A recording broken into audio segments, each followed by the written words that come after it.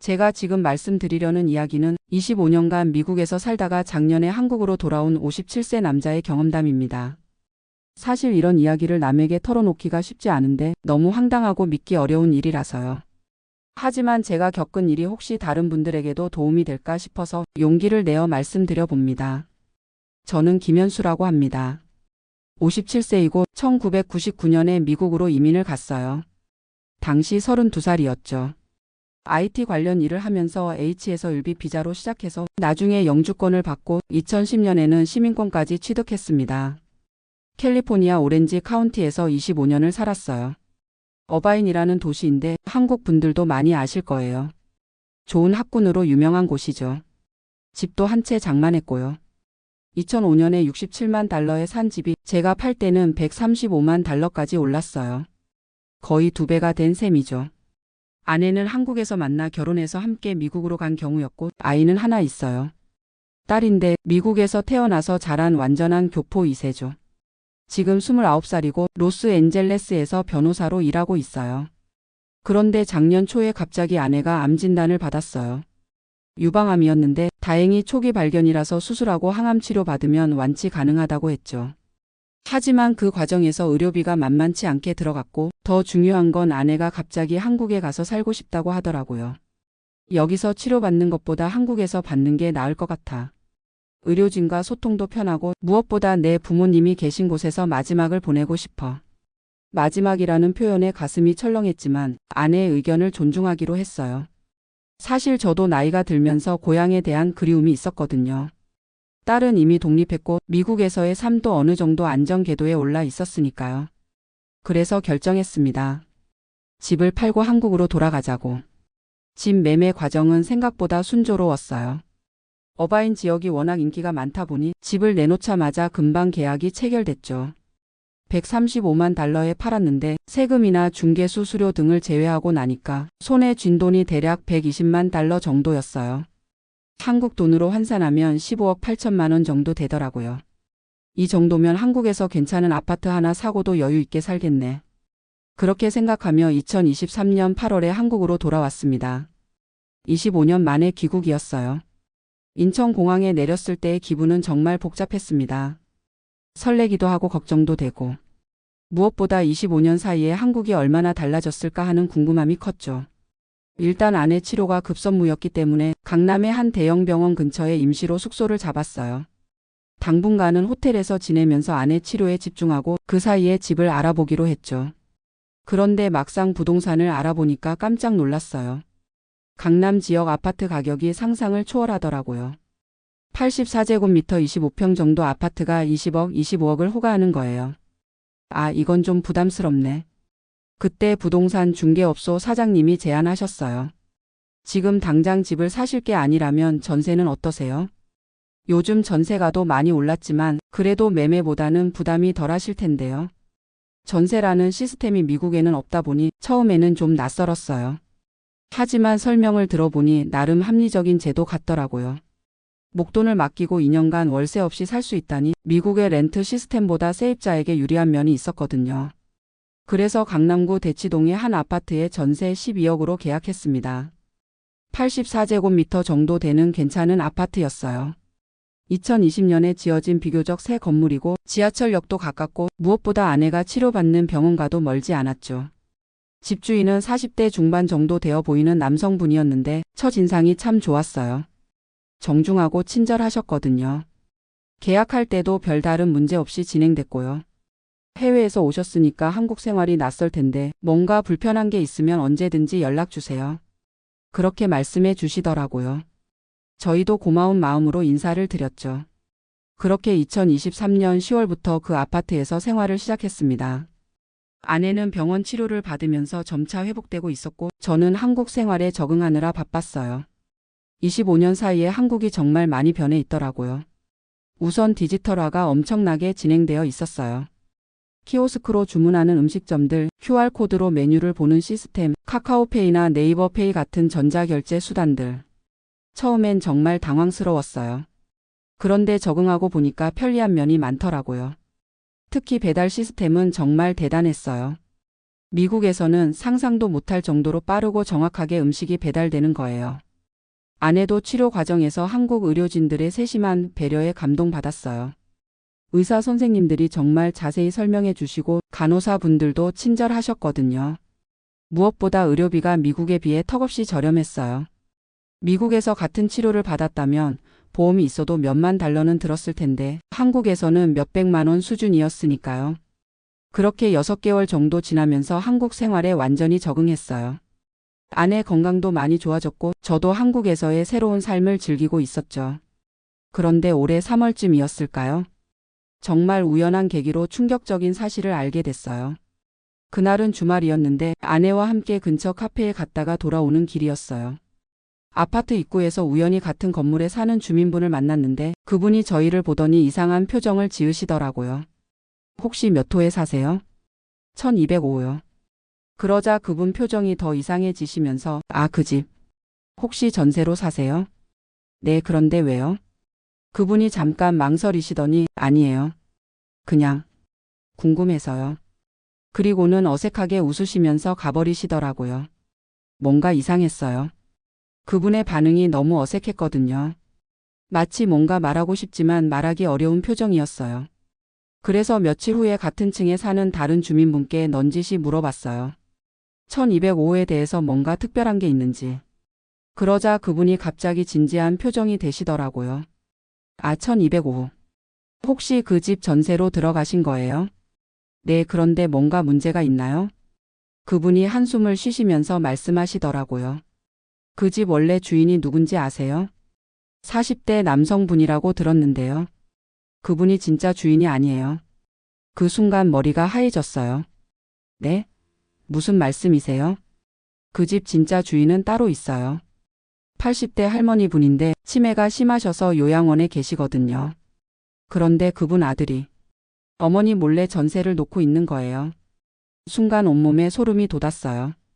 그럼 제가 낸 전세금은? 글쎄요. 그 아들분이 어떻게 처리했는지는 모르겠지만 어쨌든 정상적인 계약은 아닐 거예요. 집에 돌아와서 아내에게 이야기를 했더니 아내도 얼굴이 창백해지더라고요. 그럼 우리 전세금 12억이 날아갈 수도 있다는 얘기야? 정말 머리가 복잡해졌어요. 25년간 미국에서 모은 전 재산이나 다름없는 돈이었거든요. 그날 밤잠을 못 이뤘어요. 어떻게 해야 할지 모르겠더라고요.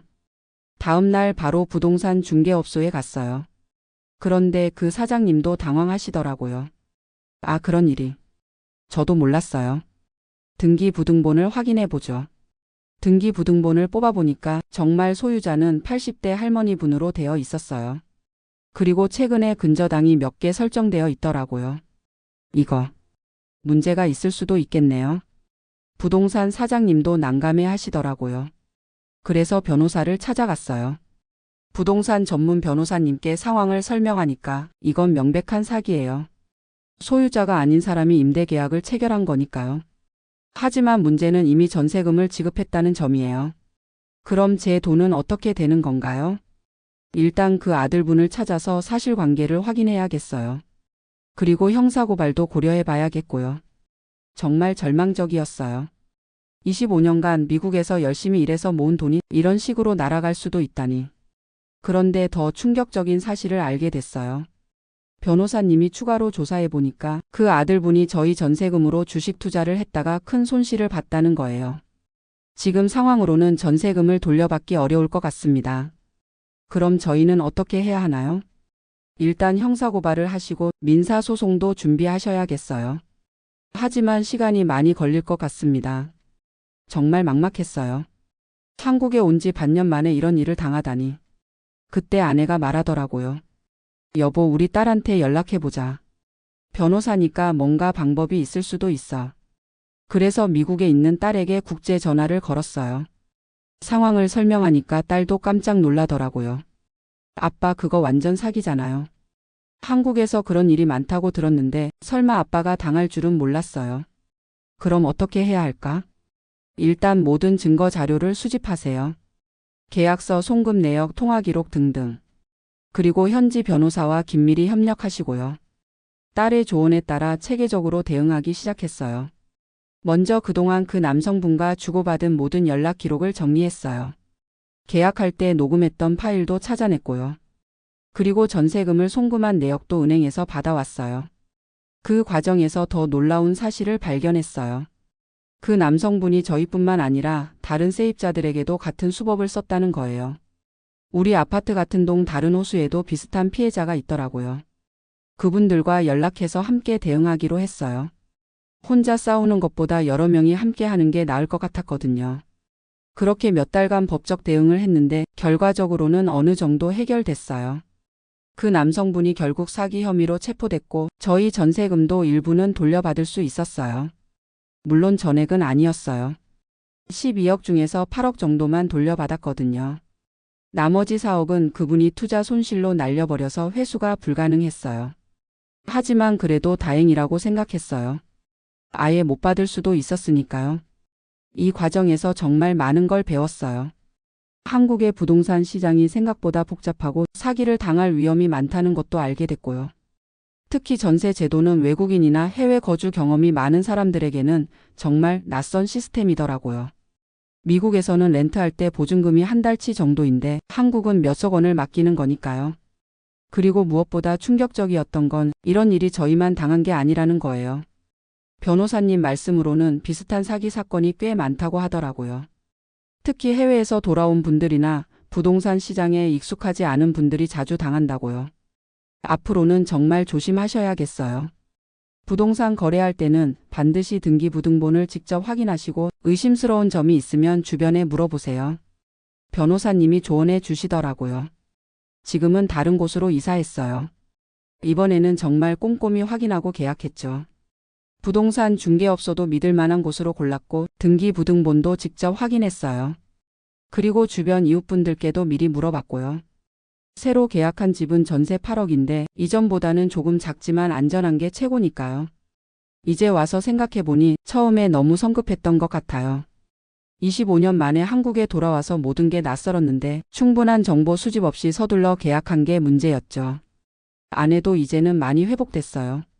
항암 치료도 잘 마쳤고 의사 선생님께서도 완치 판정을 받았거든요. 정말 다행이었어요. 그리고 이 모든 과정을 겪으면서 한국 생활에 대해 많은 걸 배웠어요. 좋은 점도 많지만 조심해야 할 부분도 있다는 걸 깨달았죠. 미국에서 25년을 살면서는 이런 종류의 사기를 당할 일이 거의 없었거든요. 물론 미국에도 사기는 있지만 부동산 거래는 상당히 시스템화되어 있어서 이런 일은 드물어요. 하지만 한국은 아직도 사람과 사람 사이의 신뢰에 많이 의존하는 부분이 있더라고요. 그게 때로는 따뜻하고 좋을 수도 있지만 악용될 위험도 있는 거죠. 지금은 모든 게 안정됐어요. 새 집에서 아내와 함께 평온한 일상을 보내고 있어요. 4억을 손해본 건 아쉽지만 그래도 큰 사고 없이 해결된 걸 감사하게 생각해요. 그리고 이 경험을 통해 한국 사회에 대해서도 더 깊이 이해하게 됐어요. 25년 전에 떠났을 때와는 정말 많은 게 달라져 있었거든요. 좋은 면도 있고 주의해야 할 면도 있고. 이제는 한국에서의 새로운 삶을 진짜로 시작할 수 있을 것 같아요. 아내 건강도 회복됐고 주거 문제도 해결됐고 한국 생활에도 적응했으니까요. 가끔 미국에 있는 딸이 연락해서 언제 돌아올 거냐고 물어보는데 아직은 한국에서 더 살아보고 싶어요. 25년 만에 돌아온 고향에서 새로운 인생의 장을 써보고 싶거든요. 물론 앞으로도 조심해야 할 일들이 많을 거예요.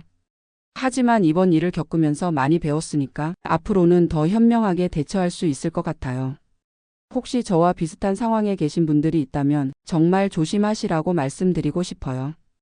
특히 해외에서 오래 살다가 한국으로 돌아오시는 분들은 부동산 거래할 때 정말 신중하게 하셔야 해요. 등기부등본 확인은 기본이고 주변 이웃들께도 미리 물어보시고 의심스러운 점이 있으면 전문가의 도움을 받으세요. 4억이라는 큰 돈을 잃고 나서야 깨달은 교훈이지만 다른 분들은 저 같은 실수를 하지 않으셨으면 좋겠어요. 지금 이 이야기를 들으시는 분들 중에서도 혹시 비슷한 경험을 하신 분이 계실지 모르겠어요. 아니면 앞으로 그런 상황에 처하실 분도 계실 수 있고요. 그런 분들께 제가 드리고 싶은 말씀은 절대 포기하지 마시라는 거예요. 처음에는 정말 절망적이었지만 끝까지 포기하지 않고 대응하니까 어느 정도는 해결됐거든요. 그리고 혼자 해결하려고 하지 마시고 전문가의 도움을 받으세요.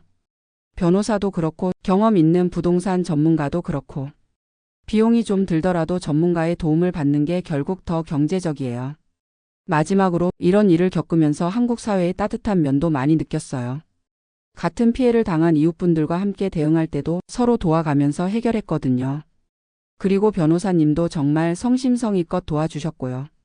비록 안 좋은 일을 당했지만 그 과정에서 만난 좋은 분들 덕분에 잘 해결할 수 있었어요. 그래서 지금은 오히려 한국 생활에 대한 애정이 더 커졌답니다.